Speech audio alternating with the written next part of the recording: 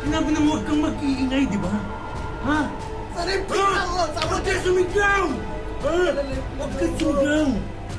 Pag nag-ingay ka, malilintikan kayo sa akin ng pinsan mo. Ha? Tahimik! Ha? Ha?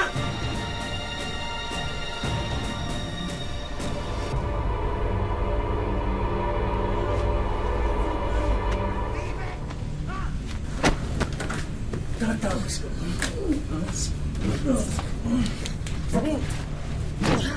Ang kulit mo! Tatakas ka pa! Ha? Ha? Dito. Pasensya na, sir. May narinig po kasi kaming mga sigaw. Tatanawin lang po sana namin kung okay lang po ba kayo dyan. Wala namang problema dito sa amin eh. Ayos na ayos lang kami dito. Medyo nagkakasiyahan lang kami dito. Ganun po ba? Oo. Sige po, salamat po. Pasensya na po sa abala. Sige.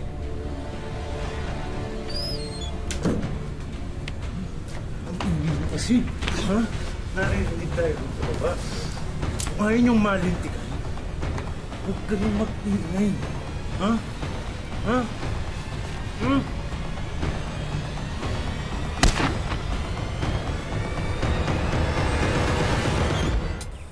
Hindi maikakailang ang mga babae ang mas madalas nagiging biktima ng pangmomolestya at panggagahasa. Ngunit ang hindi alam ng marami, may mga lalaking nakararanas din ng ganitong pang-aabuso. At dahil sa hiya at pangungutyang dala nito, karamihan sa mga lalaking biktima ay pinipiling manahimik na lang. Gaya ng binatang tampok sa aming kwento ngayong hapon. Simula nang maghiwalay ang mga magulang ni Joshua, nakituloy na siya sa bahay ng kanyang pinsan na si Gino. Parang gusto kong maligo kasama nila. Joshua. Hi, Joshua.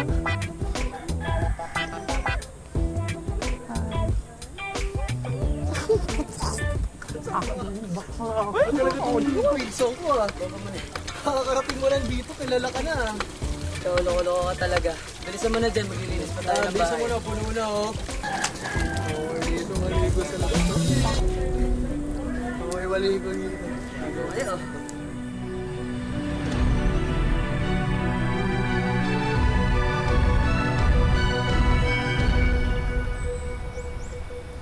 Joshua, ako na dyan. Naku po, tita ako na ho. Patapos na rin to. Nasaan ba si Gino? Gino! Gino, magtatagal ka pa ba dyan? Gino! At 30 ng Agosto sa semeteryong ito sa Binyan, Laguna, ginahasa raw ng 8 sospek ang 14 na taong gulang at grade 7 na estudyanteng si Daisy, di niya tunay na pangalan. Linggo-linggo na lang. Ma, ano yan? Meron naman na rape eh. Wawa naman yung babae. Kawawa nga naman talaga, no? Kaya kayong dalawa, ha? Huwag kayong gagawa ng kalokohan. Sinasabi ko yun sa inyo. Ano ba? Good boys kami nito ni Insan eh. Ito naman. Dapat lang. Naman po dito. O sige na, baka mahuli na kayo. Pumasok na kayo. Ready na nga ako. Mag-ingat na yung gamit mo. Sige po. ID ko. Ay, dito. Apo, ako pang bahala dyan. Bye, ma. Love you, ma. Bye. Ay, tita. Love you. Bye.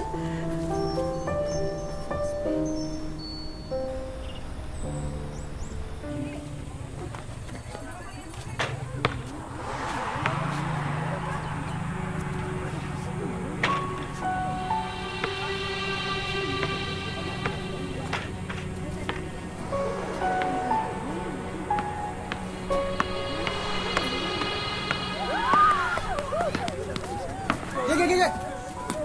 Yo, guys! Ano, men? Wala ka yata sa'yo ulog na yun, ha? Wala ko naman. Wait, Uy, hindi mo tatapusin yung laro? Re, marami pa akong gagawin. At saka, nakakaya naman sa mama mo. Tulong muna ako. Sige. Ingat ka, ha?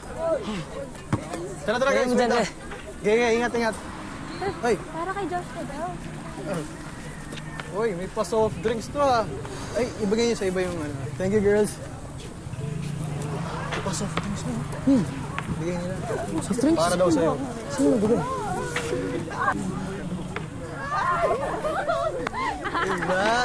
Iba tong pinso ko. Lapitin. Sige na. Lapitin. Sige na. Sasabihin ko kay tita na nagbabasketball ka. Huwag mo akong isusumbong. Opo, master. Sigurado. Opo, master. Okay. Sige.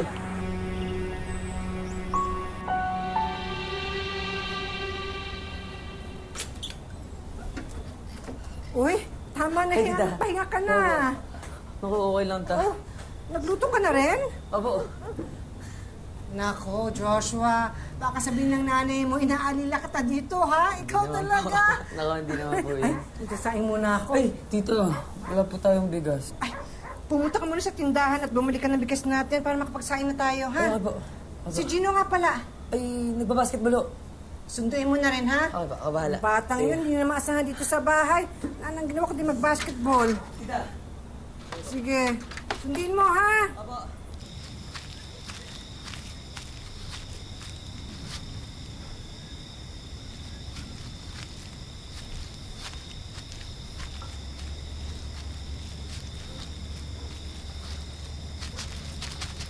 Saan ka pupunta? Ano ko lang, tito? Saan ka pupunta? Ha? Hala, para ako magnanakaw, Dre. Dito, bibili ako ng bigas. Samahan kita. Sige na. Let's go.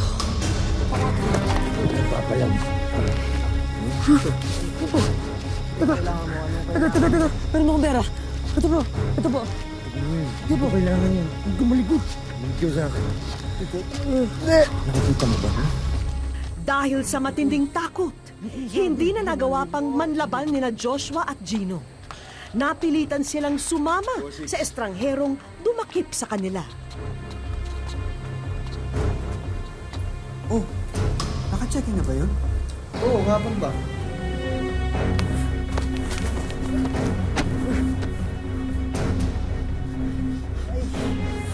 Tol, okay ka lang. Bakit mo ba kami dinala dito? Ano ba kailangan mo? Pera? Cellphone? O, bibigay ko sa'yo cellphone ko. Pera to. Ito yung pera ko. Baka wala mo kami dito. Hindi ko kailangan yan. Inumin nyo to. Inom! Inumin, pare. Inom! Dre, huwag ka nang pumalag. Inom! Dre,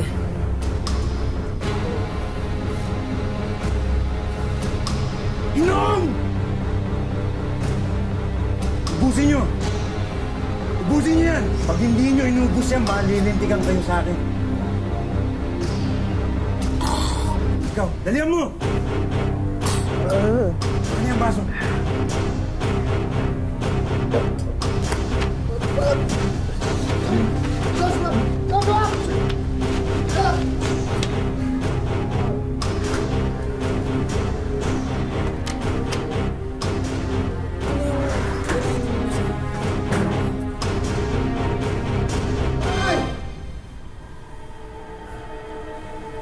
Easy ka lang. Ha? Easy ka lang. Ikaw! Joshua, tulong! Tulong! Yan! Gino! Gino! Gino, hindi ako makagala. Mahimik ka dyan! Mahimik ka dyan!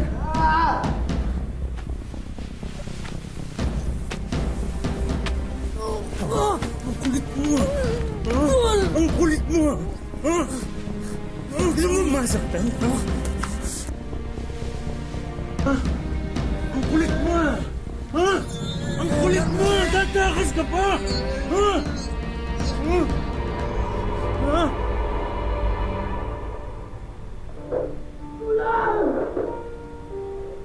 Tulog! Ikaw! Tulog! Ikaw ang ka sumigaw! Sinabi nang huwag kang mag-iingay, di ba? Ha? Pag nag-ingay ka, malilintikan kayo sa akin ng pinsan mo. Ha? Tahimik! Ha?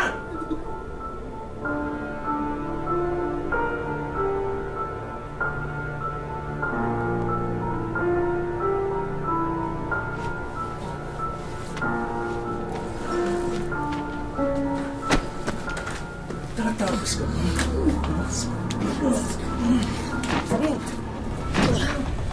Ha? Ang kulit mo! Ha? Ang kulit mo! Tatakas ka pa! Ha? Ha? Wish ko lang.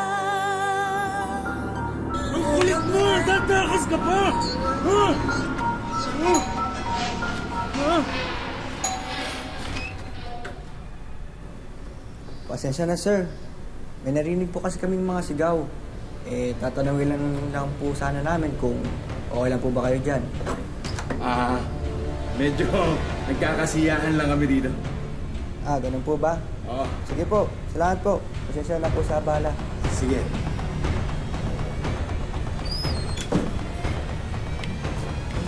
Kasi, ha? Naririnig tayo dito baba.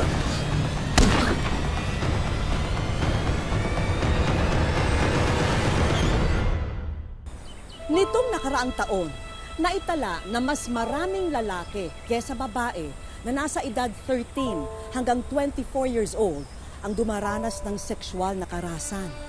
Patunay lamang ito na hindi nag-iisa si Joshua sa malagim niyang pinagdaraanan. Nakailang text at tawag na ako sa anak at pamangkin ko pero hindi sila sumasagot. Pumunta na rin ako sa mga kaibigan nila pero wala sila doon. Diyos ko. Tulungan niyo ako. Kalma lang po, Mrs. Ay, paano ko kakalma? Nawawala ang anak at pamangkin ko. Ay! Aleros, nandito na po yung anak niyo. Saan? Saan? Saan? Ay! Ay! Gina! Nasa! Tulungan niyo sila! Ay! Ano nangyari? Ano nangyari? Ay! Ano nangyari sa inyo?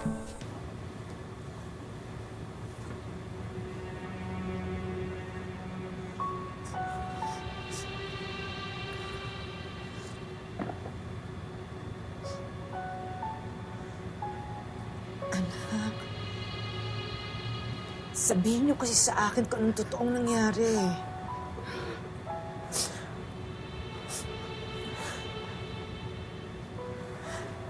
Paano ko kayo matutulungan? Kung hindi niyo naman sasabihin sa akin ng totoo. Joshua! Mrs., pwede po ba kayong makausap? Apo, Base po sa tests na ginawa namin, may nakitang amphetamine sa sistema ni Joshua. Pareho po silang nagsustain ng multiple physical injuries. Paano po nangyari yun? Hindi naman po nagdodroga si Joshua. At saka, ano pong injury? Mrs., wag po sana kayong magulat pero sa pagkakasabi sa amin ni Gino, sila raw po ay naabuso.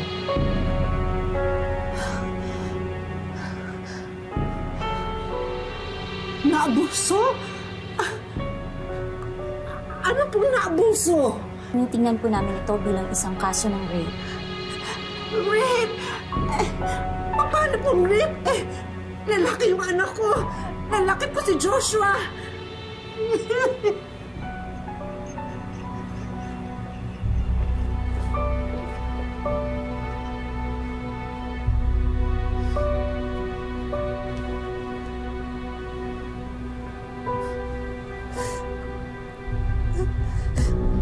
Totoo ba?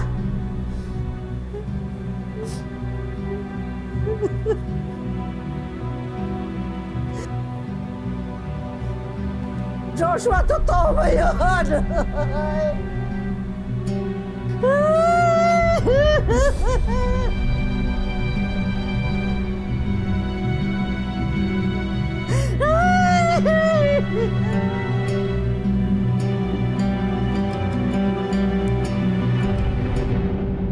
Dumaan sa depresyon, galit at pangungutyak si Joshua.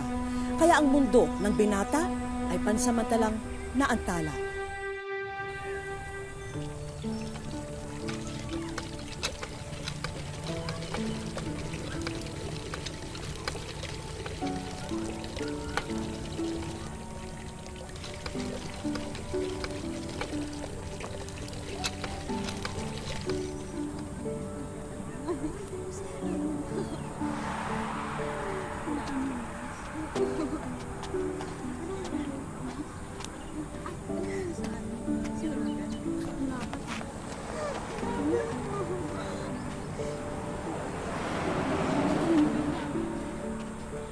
Naging mabigat para kay Joshua ang mga sumunod na araw. Nag-iba na kasi ang tingin ng mga tao sa paligid niya. Maliit daw yan, kaya matagal hindi nakapasok. Talaga? Ay, lalaki yan. May lalaki bang nililip? Uy, malay mo. Posible. Uy!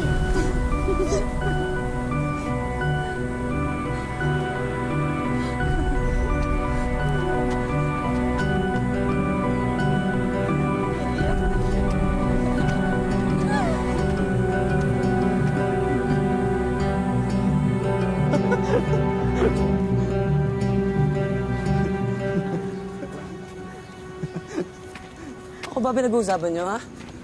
Teka, inaanak ko ba namin? Nagkakasiya lang kami dito ah. Tuloy, parang ako yung pinagtatawanan nyo eh. Boy, umuwi ka na. Palamig ka na lang ng ulo sa inyo. Oo nga, umuwi ka na. Baka mamaya maghahasa ka pa. Lalakoy ka pa naman.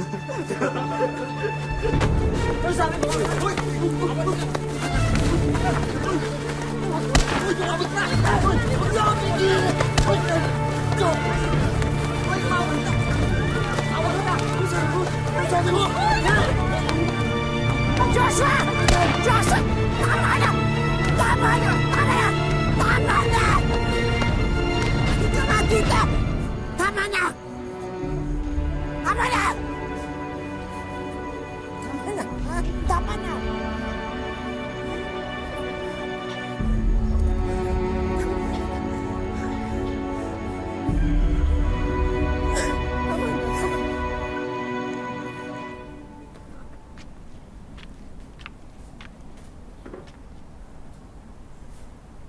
Ano bang nangyayari sa'yo? Ano bang gusto mong patunayan? Na lalaki ka? Sinisira mo lang yung buhay mo sa pagpatos sa basugulero na yon. Hindi pa po ba sira? Hindi pa po sira, tita.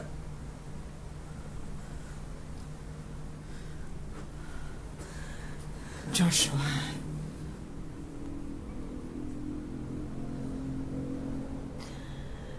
Tita, tuwing lumalabas ako dyan sa pintuan na mismo na yan. Pakiramdam ko lahat ng tao, iba na yung tingin sa akin. Parang gusto ko nalang magtago eh. Parang gusto ko nalang pumamatay. Joshua. Joshua, mag-usap nga tayo. Sabihin mo nga sa akin kung anong nararamdaman mo. Kung ano yung nasa isip mo. Let na po ang tingin sa sarili mo. Parang hindi ako tunay na lalaki, tita. Hindi ko man na napagtanggol yung sarili ko doon.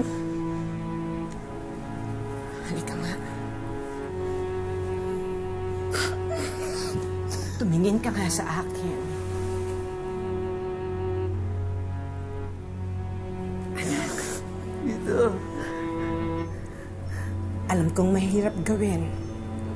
Pero wag mong hayaan na diktahan ng isang pangyayari kung ano ka at kung sino ka. Dahil hindi naman habang buhay na biktima ka. Magpakatatag ka lang. Magpakatatag ka.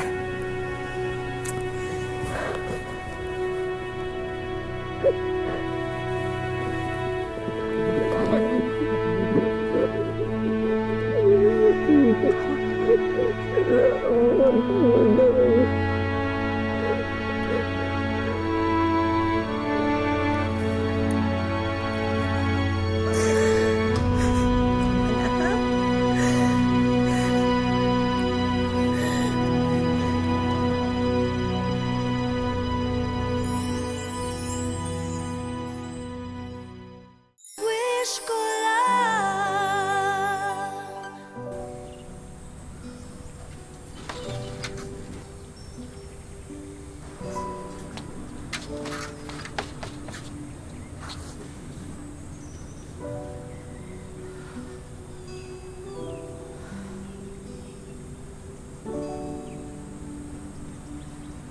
Minsan, nakakwento ni Mama yung nangyari sa'yo kanina.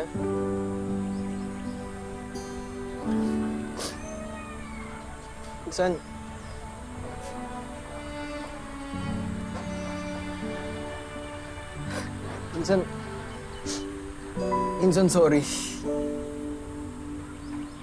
Sorry kasi iniwasan kita. Wait, pag nakikita kita, di ko maiwasan magalit sa sarili ko.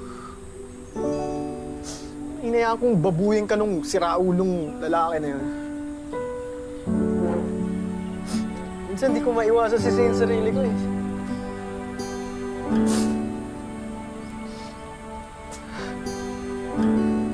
Sana mapatawad mo ako.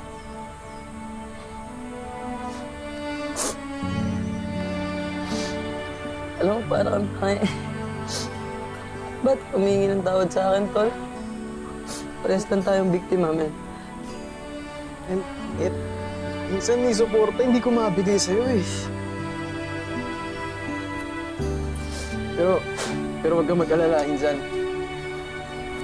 Hindi na kita iiwan. Hindi na kita iiwasan. Alam mo rin, kung suportahan lang naman yung pinag-uusapan natin dito, men, makakaasa ka rin sa akin, Tol. Alam mo yan. Nalagpasan natin to. Sobra, men. Nalagpasan natin to, ha? Sobra, men.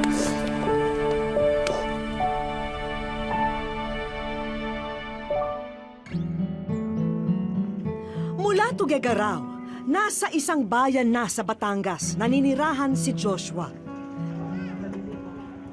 Mas pinili niya munang makipisan sa bahay ng kanyang ate dahil sa matinding takot na balikan siya ng taong nanggahasa sa kanya. Decente naman po siyang tignan, tapos yun lang po yung titig niya lang po sa akin. Hindi po mawawala yung titig niya sa akin hanggang hindi po ako makaalis. Masakit po noon kasi panay bugbog niya sa akin kung hindi ko po sinusunod yung mga gusto niya. Sinusuntok niya po ko, sinasabunutan, sinasampal, sinisikmuraan, ganun. Tapos yun po yung kutsilyo niya po, tinututok niya po sa may leeg ko. Parang demonyo po talaga siya kasi yung mukha niya eh. Parang wala po kasi siya sa sarili niya, kasi yung expression po ng mukha niya.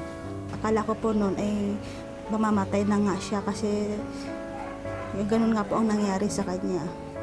Tapos yung time po na yun, parang gustong-gusto ko na pong umuwi at parang gusto ko pong magiganti sa gumawa sa kanya. Kaya naman ang dating masipag at masayahing binatilyo, animoy tinakasan na ng sigla matapos ang insidente.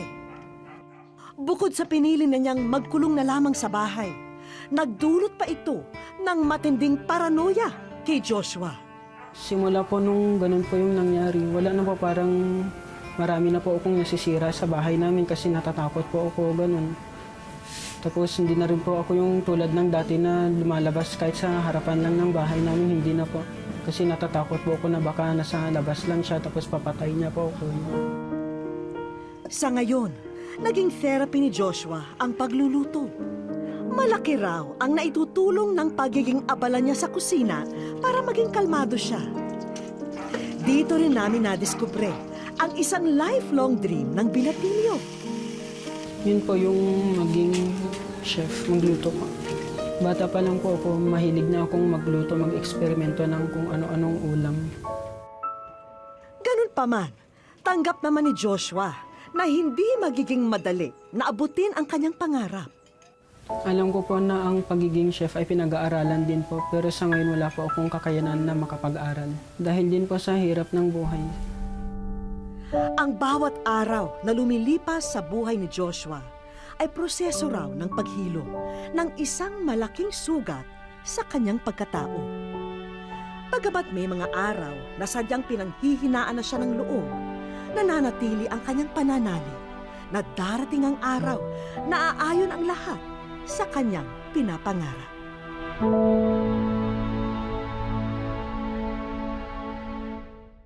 Sa aming pagbabalik, at alam mo ba kung bakit special ang putahing ito? Dahil ngayong hapon, Joshua, matitikman nyo na ang sweet and sour lapu-lapu ala... Wish ko lang.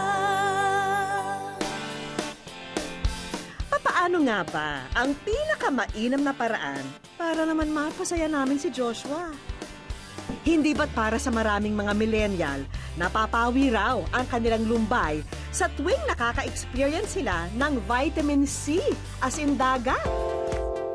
Kaya saan pa ba ang pinaka-nababagay na iset up ang aming inihandang sorpresa kundi sa sikat na summer destination sa bayan ng mga Alae, Laia, San Juan, Batangas.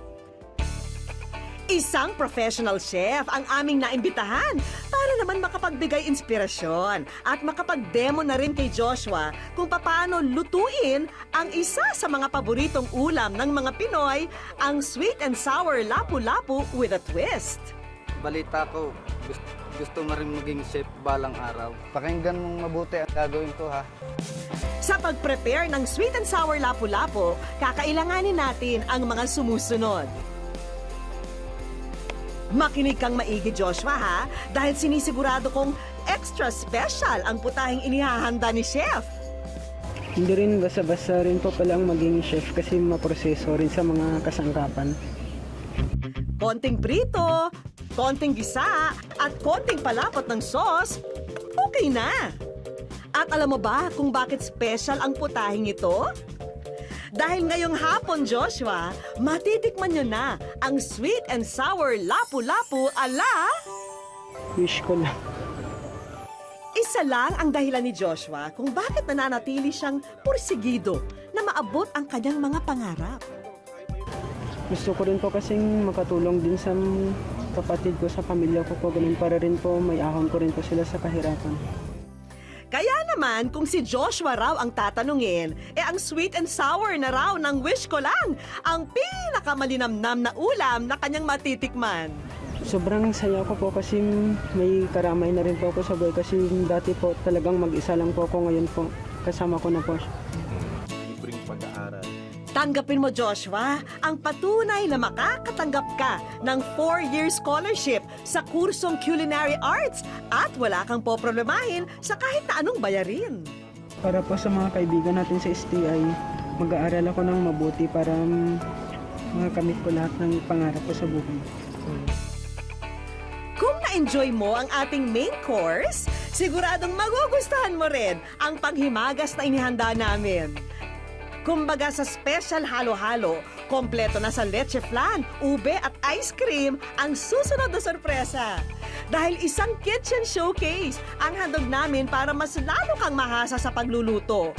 Pati ang laptop kung saan mo mailalagay ang mga recipe na mapag-aaralan mo, sagot na rin namin. Sobrang saya po. Sobrang saya po kasi dahil malaking tulong na rin po to para sa amin, para makakapagsimula na rin po kami nila ate. Masayang-masaya din. Nakikita ko na po na masaya din siya. Para sa akin, masaya na rin po ako. Sana matupad niya lahat ng pangarap niya. Kasama na sa ating kapalaran na minsan ay maging mapait ang buhay. Pero huwag din nating kakalimutan na nasa ating mga kamay rin ang tamang timpla upang maging mas masarap ang ating buhay kasama ang mga taong pinakamamahal natin. Ngayon po handa na po akong kalimutan lahat ng mga bangungot na nangyari sa akin at handa na akong harapin ang pangarap. Walang pinipiling kasarian ang pagiging biktima ng pang-aabuso at karahasan. Layunin po namin na bigyan sila ng boses at suporta nang muli nilang maharap ang kanilang buhay na may pangarap at pag-asa. Magandang hapon po mga kapuso. Ako po si Vicky Morales at ito po ang Wish Ko Lang.